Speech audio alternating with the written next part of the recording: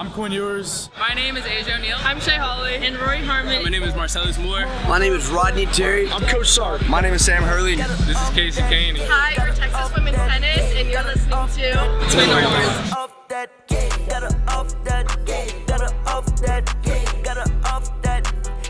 Welcome back to Between the Horns. Today's guest is none other than Coach Stein Metzger.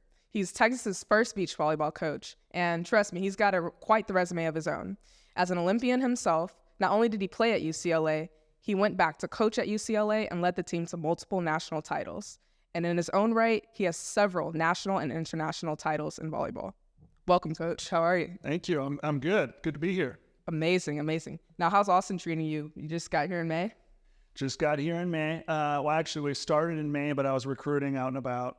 Actually been on the ground here with my family for a month. Okay, gotcha. Have had a great time. Found Lake Austin, been in the water a bunch of times, and just getting my feet under me here at Texas. Amazing. That's amazing. How does the Texas heat compare to the LA heat? We're going to go over there. Well, I think of it this way. In LA, you work your day around the traffic. Here, you work your day around the heat. So the morning and the evening are beautiful, and the day you just go indoors and turn on the AC and get to work. That's awesome. So, I mean, besides the Austin weather, how's the Austin food compared to LA? Well, I've been eating at the Tank. Okay. That's some amazing food up there. Good. It's like the best hotel buffet you've ever seen. So I got to be careful not to go back 3 times. I can get seconds, but not thirds. But food around Austin has been amazing. Everyone I talk to has their suggestions. So I've got this running list in my notes, and it keeps getting away from me. I can't go to these restaurants fast enough. So I figure it's probably going to take me a decade to hit all the places we want to go to. Oh, well, we'd love to have you here for a decade. That's awesome. Coach, would love to rewind it back and talk a lot about your growing up in Hawaii. When was your first experience with the beach volleyball or volleyball in general? Mm-hmm. Kind of what made you fall in love with the sport? Yeah. Funny enough, for a lot of male athletes, they discover volleyball through their older sister. So that's exactly what happened with me. My sister's 3 years older. She joined the intermediate team at Punahou, and I was raised to play basketball. My dad played basketball and golf in Virginia. And so I was raised with the basketball in my hands, loved it. And then all of a sudden she showed up with this little white ball, and we started bumping it around. I'm like, this is a really fun game. And I had some success early on, decided to join the team at Punahou, where I went, and just fell in love with it and literally set down the basketball.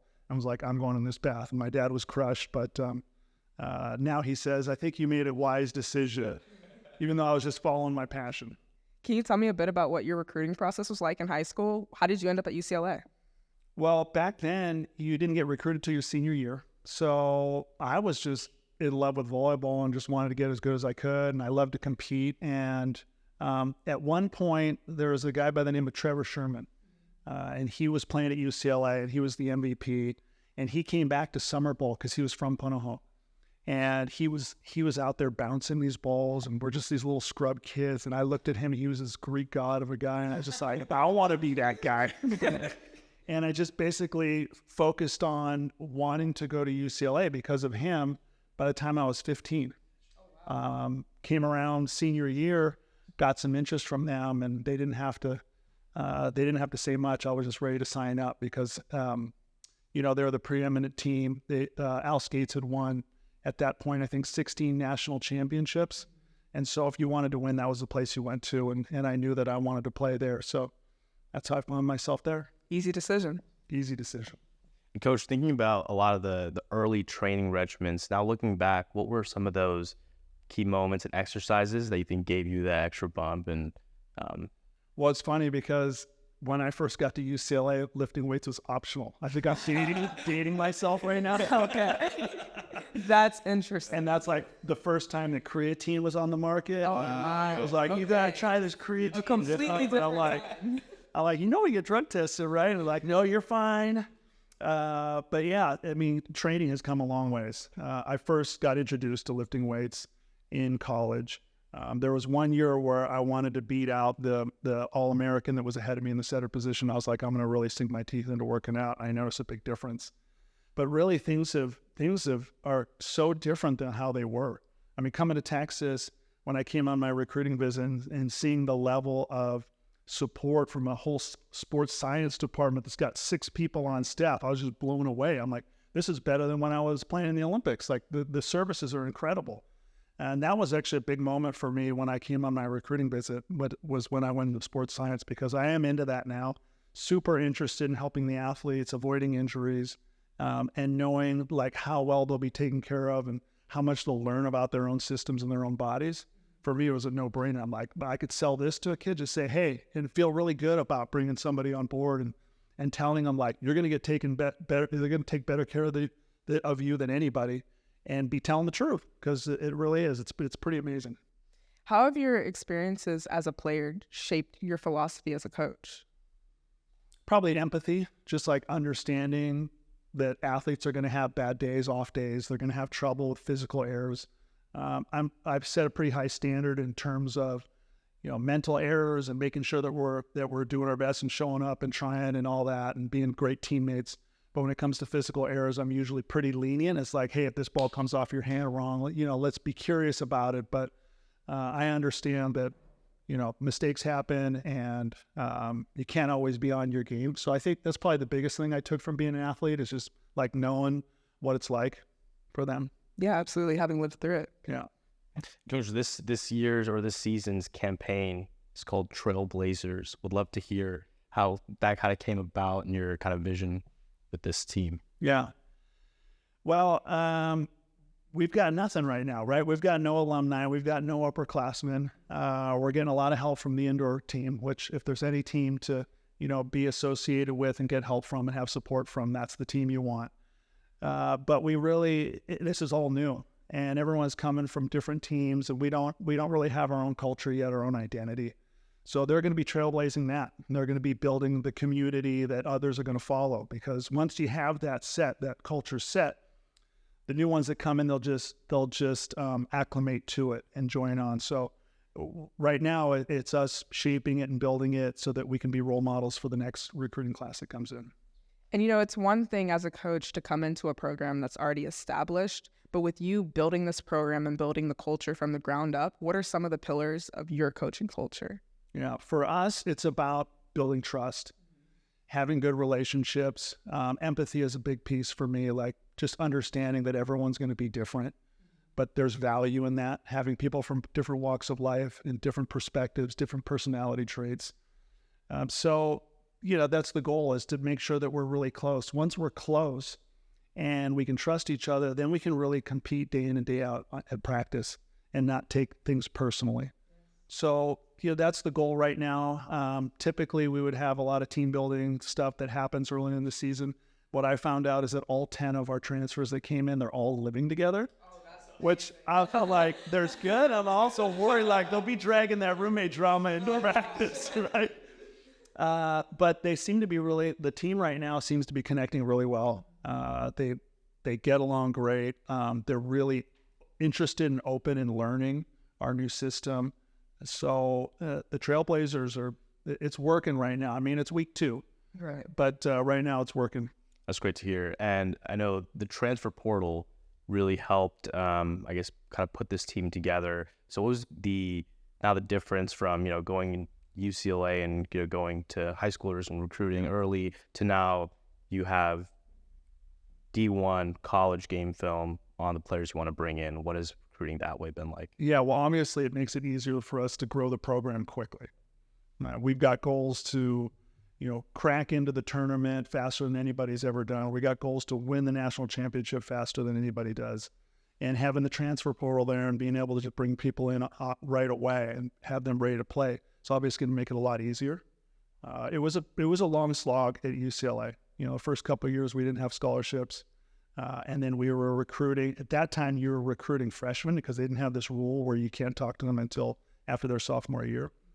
So it took a while to grow it, and it was definitely frustrating. And our rival across town, I won't mention them, liked to rub our nose in it, those early years, but it only made us more hungry and want to get after it. So recruiting is going to be easier. I mean, Texas recruits itself. It's a no-brainer. In terms of value for Texans coming here and the education that you get and the support you get as an athlete, it's a total no-brainer. And actually, Texas is the growth market in beach volleyball. You know, most of the people don't live on the coast, but still, there's clubs popping up all over Texas. And I saw that a few years ago, and I started recruiting heavily out of Texas to bring them over to Southern California. So I think that I'm definitely going to have an easier time than when I started the program at UCLA. And it's something that is really exciting to see, like, how fast can we grow this thing? Speaking of recruiting, I mean, what are you looking for in a recruit when you're looking at a girl and you're considering her as a prospect for the team? Or are you and Coach Elliott both looking at the same girls? Can you break that down a bit?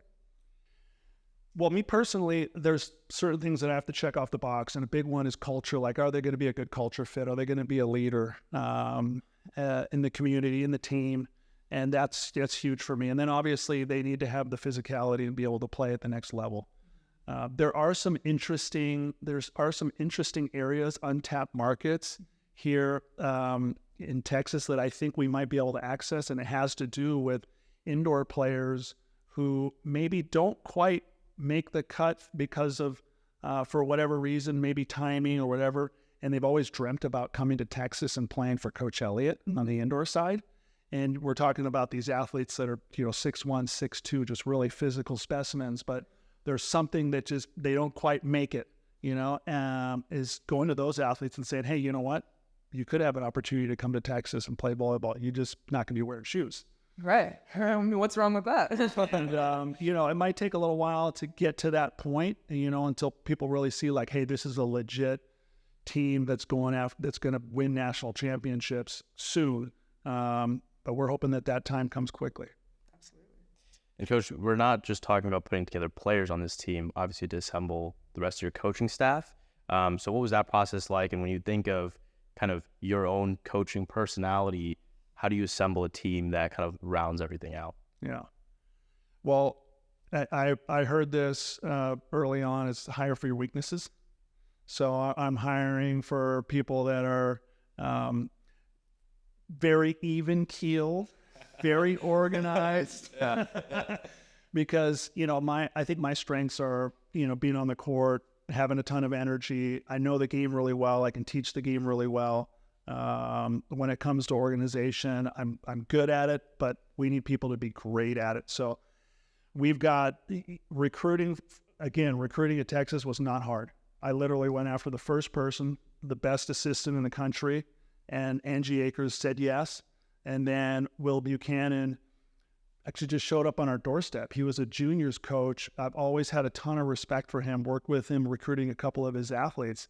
And he said he wanted to get in the college game, and he wanted to do it at Texas. He's from Texas. He knows juniors volleyball in Texas. He's been extremely helpful already for us getting our feet in the ground and understanding the juniors game for recruiting. And so we literally hit it out of the park with our coaching staff. Both have the highest level of professionalism. I know that the athletes are going to love them. They're going to build trust with the athletes, and we're going to work really well together. So I'm super pleased on how that all panned out. And honestly, I didn't have to do much. I mean, this place just draws great people. I want to take you back just for a moment because, we're talking about, you coaching here at Texas, and you obviously had a great coaching career at UCLA. When you were a player, what was that transition like from player to coach? And when did you wake up and realize that I'm ready to coach? Well, I started coaching when I was a junior in high school at the Boys and Girls Club in Honolulu, Hawaii, and always just enjoyed it. I just love the game. I'm passionate about that. I'm really passionate about learning and seeing like that light bulb go off. And so through the course of my playing career, I did a lot of clinics. I worked the Al Skates clinics. I coached some high school and club ball while I was trying to make it on the professional tour. So coaching has always kind of been there for me. I didn't think that I would go into it as a career after my playing years. But after a couple of years of being in the real world, I figured out like I want to get back into athletics, and a great way to do that is through coaching. And I had my one opportunity to be a volunteer coach under Coach Seeley at UCLA for the indoor team. And just after a couple of weeks, I just loved it. I'm like, this is totally for me. I'm making a career out of this. And then fortunately, the timing was right that UCLA decided to start a beach volleyball program. I worked both for 2 years. Oh, wow. 2 years, I was like, this is That's like, I haven't seen my kids literally in like 18 months. And it was fortunate timing. They just said, here, we're going to start a beach coaching position on its own. And are you interested? And I said, absolutely. And so that's kind of how the path happened. But really, I started coaching at a young age. So it's always been in your blood. Yeah. Is there a difference in the way you look at the game from the playing standpoint? I'm now kind of having a kind of bird's eye view of the entire court. I think so. I think being able to play, like I said earlier about the empathy piece and understanding like what it is to be a player. I did hear quite a bit when I was getting into the coaching world, like players don't always make great coaches. And so I was always really cognizant of that. And I know that I had to make a transition. I oftentimes would relate to my own experiences a little too much when I first started coaching, but that's what I had. That's what I knew. I didn't have any formal training in coaching.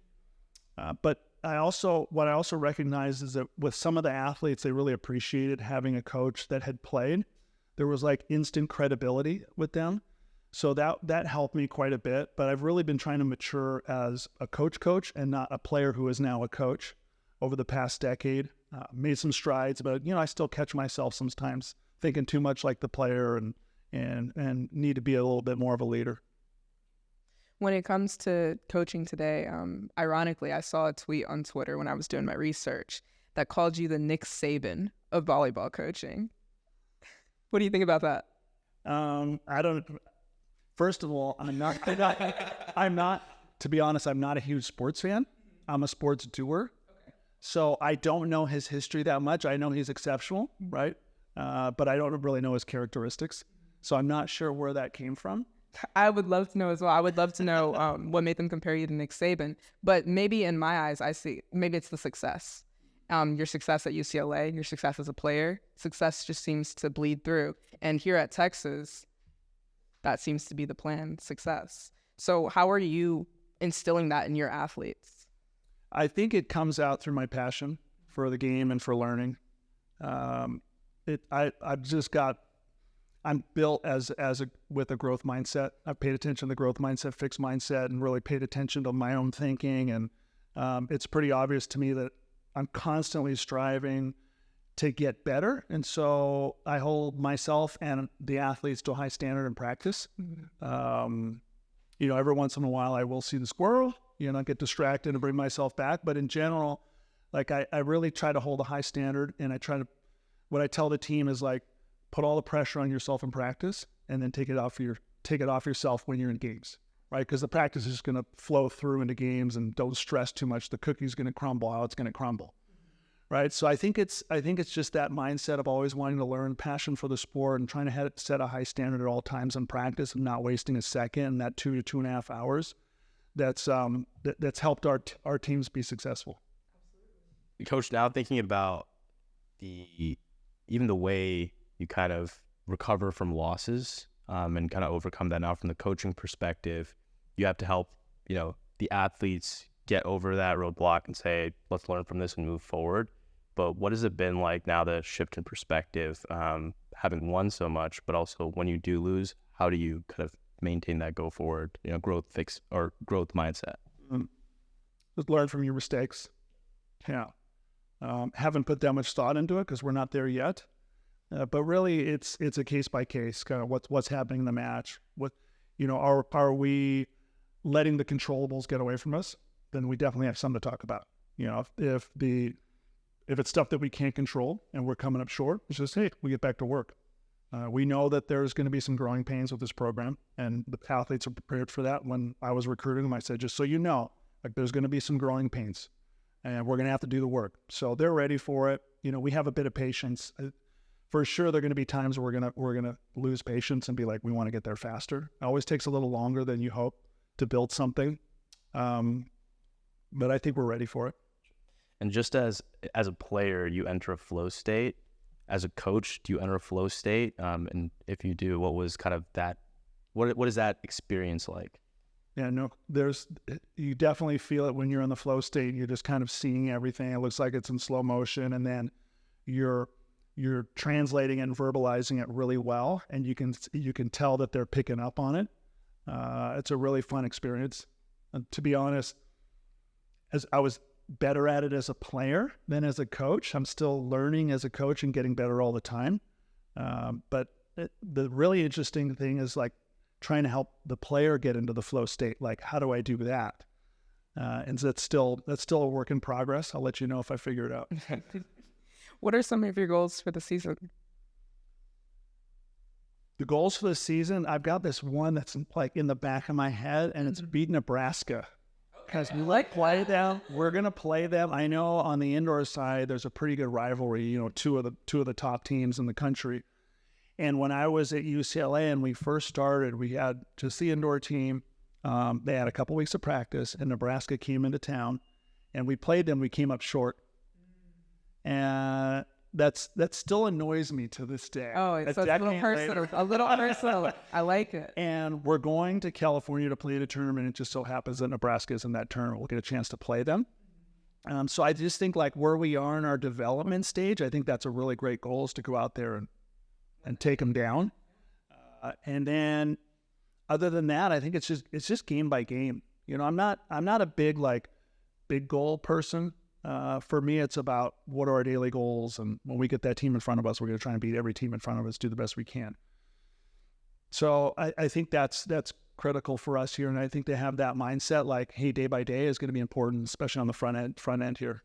Absolutely, yeah, I hear you. So this segment, we're going to be playing this or that. It's pretty simple. Let's get into it. All right, Italian or Mexican food? Mexican. Early bird or night owl? Early bird. Lake day or beach day? Beach day. Surfing or volleyball? Surfing. Offense or defense? Defense. Coffee or tea? Coffee. Morning practice or afternoon? Morning practice. East Coast beaches or West Coast beaches? I'll add it. Third one here. Hawaii beaches. Hawaii beaches, no question. Serving or receiving? Receiving. Tacos or barbecue? Tacos. So, Coach, we all know that you had a great international experience playing for the Olympics. Can you take us into that? Well, the experience starts traveling internationally. You have to plan a number of events, and they take I think it was 8 or 10 best events over the course of 2 summers.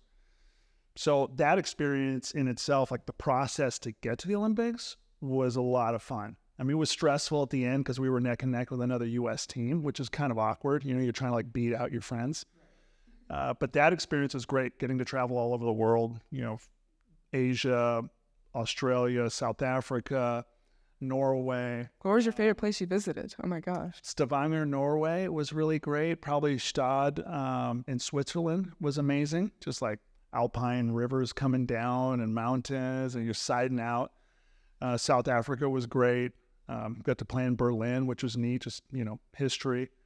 We just got to go to a lot of really neat places. I love to travel, and you're with this posse because you're on tour, so you know everybody on the tour, and you're just going to all these different places and exploring and competing. And if you're making it through the tournament, then you're getting points and winning prize money. If you get knocked out, they're like, okay, I'm exploring the city.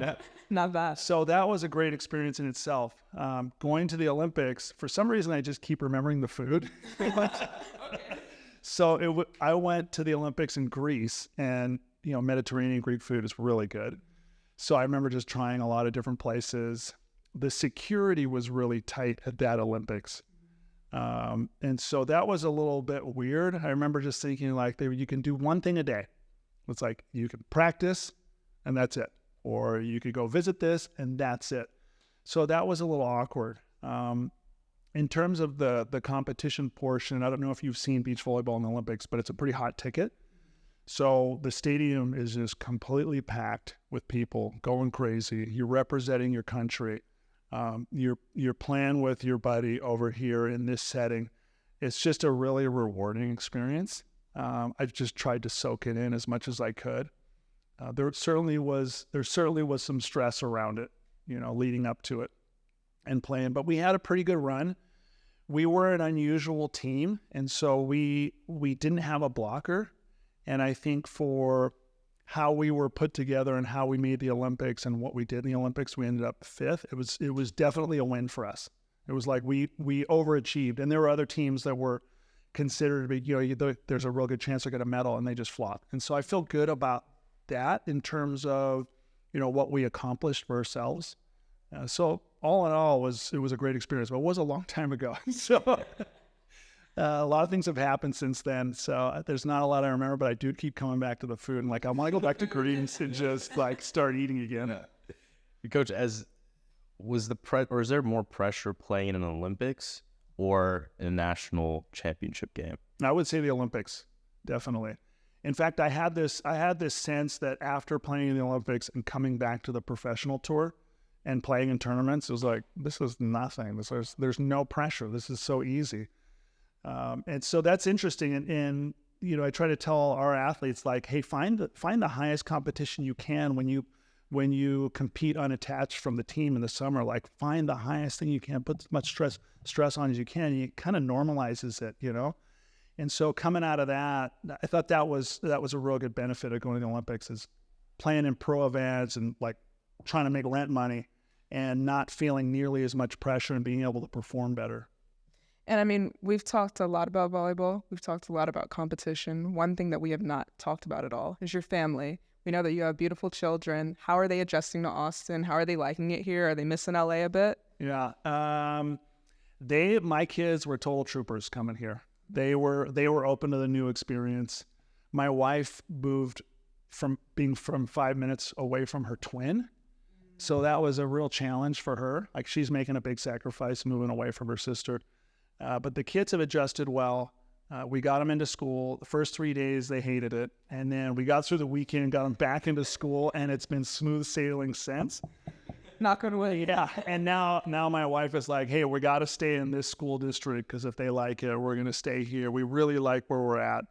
We've been enjoying Austin quite a bit. We're lucky enough to get a pool. Oh, nice. Which what I'm finding out is it's hard to make a pool here because there's all this rock underneath it, right? Limestone. So it's hard to get so we would lucked out and got one, and literally my kids are living in that. Yeah, we've been in the urgent care for earaches, the whole deal. Oh, wow. I mean, 100-degree weather, I don't blame them for living in the pool. There's a funny story about my son. When he was 6, he would sing his ABCs, and he would finish his ABCs, and he would sing, and then drive me to Texas. And we're like, where did you get that? Like, we haven't been talking about Texas or whatever. And then this opportunity came up. We decided like it was the right fit for the family. And we just reflect back on them. Like, how did he know? You're like clairvoyant. Somehow you knew that was going to happen. And he got real excited about it. I mean, he's a total outdoors kid, loves riding his motorcycle. He rides like dirt bike motorcycles. But in LA, you have to drive 2 hours to get anywhere where he could ride it. Now he's like riding around in the yard, riding down to the lake. He's just loving it. He's got a hat. He made us buy him a lasso on Amazon. It's like he's got the technique down and everything. So he's totally grasped toward it. It's almost like this is his journey. And for some reason, this just kind of it panned out that beach volleyball started as a collegiate sport, and then Texas started, and I had an opportunity. The time was right. We're coming, and now it's like he's getting to live his dream, which is he's an honorary Texan. Honorary Texan over here. Where else in Austin have you had a chance to explore?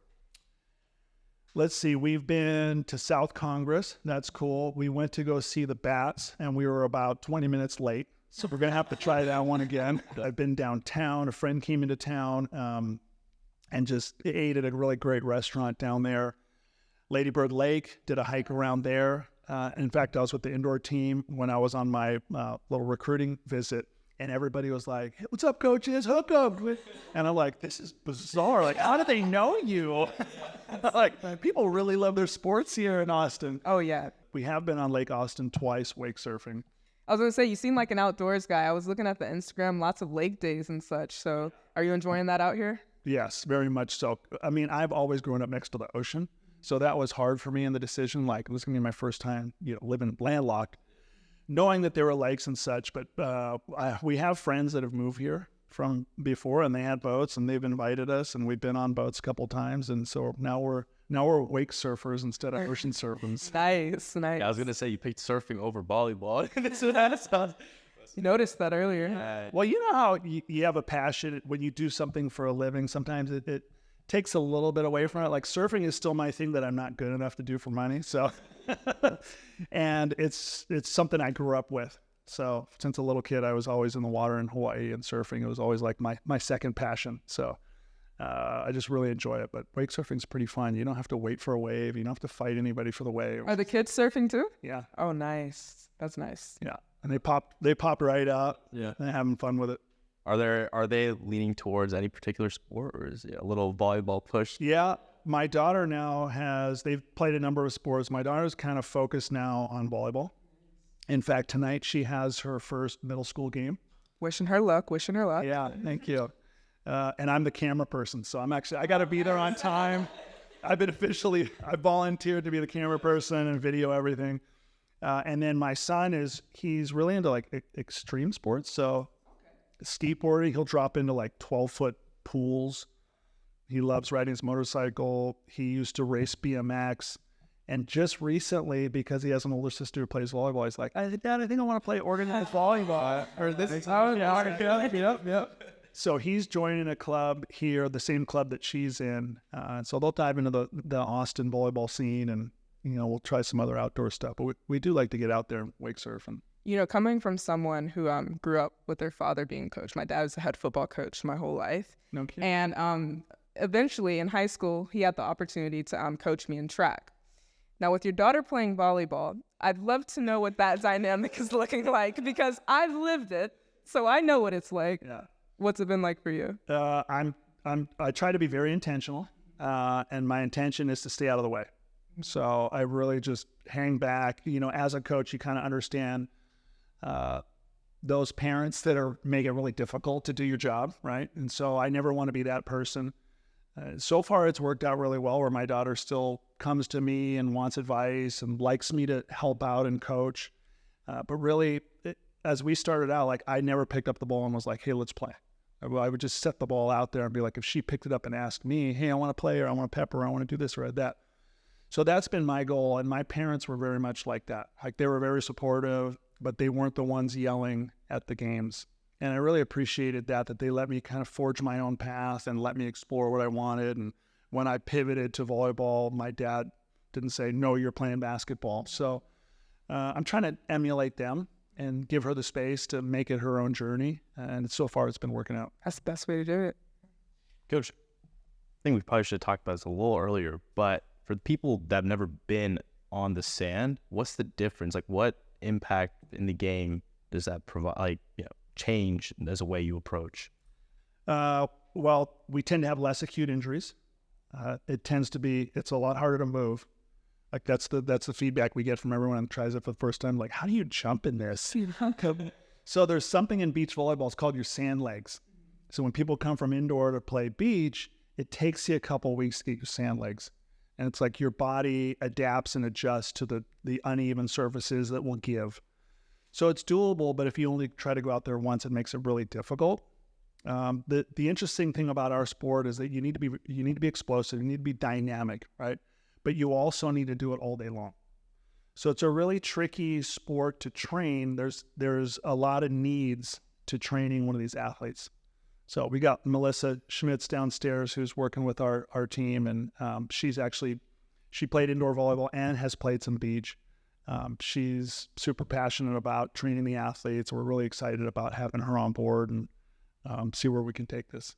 When it comes to, for the average listener who may not know the biggest differences between indoor volleyball and beach volleyball, could you just break those down for everyone? So at the very basics, there's 2 players instead of 6. You're covering more area. They reduced the size of the court about 10 years ago. No, in 2000. So 23 years ago, from 9 meters to 8 meters. So you don't have to cover as much ground. That made for more play at the net. You basically have to play every skill really well.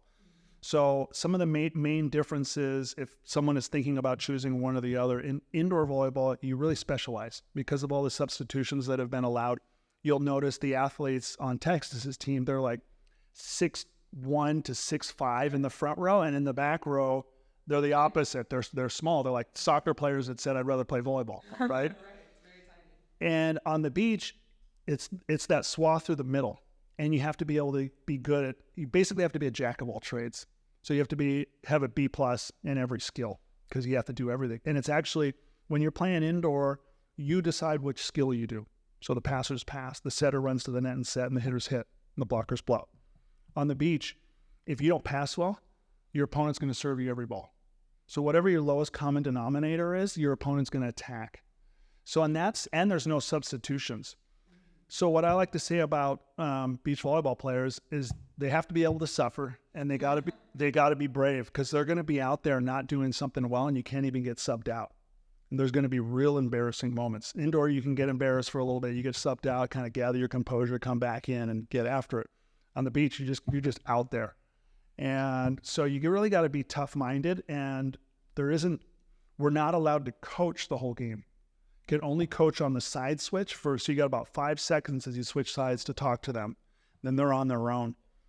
So in practice, we really have to focus on helping them be able to coach themselves, run their own program, run their own defensive strategies, make adjustments on the fly without the help of a coach.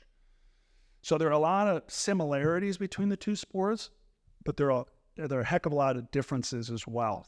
So it's not easy to make that transition from one to the other. So you're seeing more and more specialization. There are less and less people that are playing both disciplines at the same time. You focus on one, and then so indoor players will just focus on one, and maybe on the tail end, they graduate after 4 years. You can see them playing beach for 2 years. So you're seeing quite a bit of that out there. Yeah, they're really different. And that the team dynamic, or I guess like when you're picking the duos to go out there, as a coach, what are you looking at, and what input do you get from the players and whatnot? Yeah, quite a lot of input from the players in terms of what's working, what's not. You're getting better all the time at just seeing when chemistry clicks right away. They'll make it pretty evident for you as well. Obviously, the X's and O's is easier. One person can run up and block. One person doesn't pass great, but the other person sets so well, we get them back into system. But really our goal is to find 1 + 1 = 3. So we won't just take what we think is our best player with our best player. We're like, let's find the best darn partnership. And then however they shake out against the other pairs is how we'll rank them, because we're supposed to rank them in order of merit, top to bottom. So that's kind of our goal, is to really figure out that whole chemistry piece. And obviously we have meetings with the athletes and ask them, hey, give us your top 3, and then, why? Why is that your top 3? And really try to find a good fit as early as we can. Some programs, they'll move them around through the whole season. I'm not a big fan of that. I like athletes to get used to their partner and see if they can grow as a pair. How do you approach building chemistry amongst the girls? Maybe this person doesn't necessarily like playing with this person, but they work well together. How do you approach that? I think if it works, it works. You don't really have to teach that. I think what we focus on is building that empathy piece and understanding, so that if it isn't a perfect fit, because you're not going to find the perfect 5 and 5. There's always 1 or 2 where the chemistry is not quite there, and we just got to make it work. So we're focused on making sure that everyone's okay playing with everyone. Now, does that happen all the time? No, there's usually one partnership will blow up at some point for whatever reason, but we do our best to try and manage that and see if we can get everyone comfortable playing with everyone. Yeah. Think about the pre-game kind of routines and rituals you have with your teams. What is that like? And do you yourself have any, pre-game specific things you do, or any superstitions game day? Yeah, I've got some superstitions. I know the team likes acai bowls before we go into competitions. But I also like to tell the team that we need to be the model of flexibility. In our sport, when you're playing in a tournament, you're never quite sure when your match is going to start, and there's always something that comes up. It's not stagnant, so it's really hard to plan and really have a concise pattern of what you do leading up to a match. So we'll have our certain warm-ups and our certain things that we'll do, but we really try to maintain a level of flexibility, because you never know, you're like, you're on or you're off, and the lightning's coming, so we're sitting and run to the car, and then we're out, and you got 10 minutes to warm up, get ready, okay, go. So it's important that they're flexible, and they're just like, hey, when I'm on the court, I'm ready to rock and roll no matter what just happened in the last hour. And Coach, as we tend to wrap things up, I really want to know, coming to a program like Texas that has such an illustrious history, such a prestigious history, do you feel any sense of pressure to be the very first? I feel more pressure from myself. I think a place like this is a perfect fit just for my personality. Like I'm passionate about the game and playing and learning, but I'm also really passionate about winning. I just like winning. I like figuring it out and then testing myself against other people. So a place like Texas is perfect for me. It was the same when I was getting recruited for college and out of high school. Like UCLA was the place, and people told me, "Oh, you're too short. You'll never play. You're going to get lost there." And I said, "Well, if I get lost there, then fine.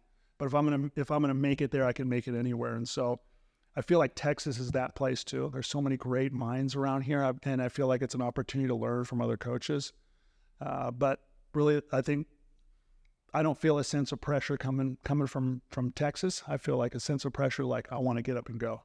When does the season start, Coach? And can you give us all the Longhorn fans out there to come to the game, support the energy we should be bringing as fans to help the team out this year? Love it. Yeah. We'll have 2 home dates.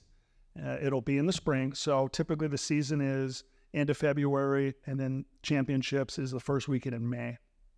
Our 2 events this year are going to be March 20th. It's a Wednesday. University of Washington is coming in.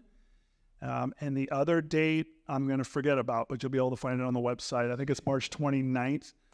And we have Texas A&M Corpus Christi that will be coming up and join us here. So we're looking forward to, it'll be the first time that Texas hosts a beach volleyball event. So if anyone wants to be a part of history, they should come to our very first one on March 20th. And we're going to build it from there. There's exciting talk about, building a new facility and what it's going to look like. And it's going to be a real party at the beach. That's awesome. Can't wait to see it. Thank you so much for coming on. Yeah, my pleasure. Gotta off that, gotta off that, gotta off that, gotta off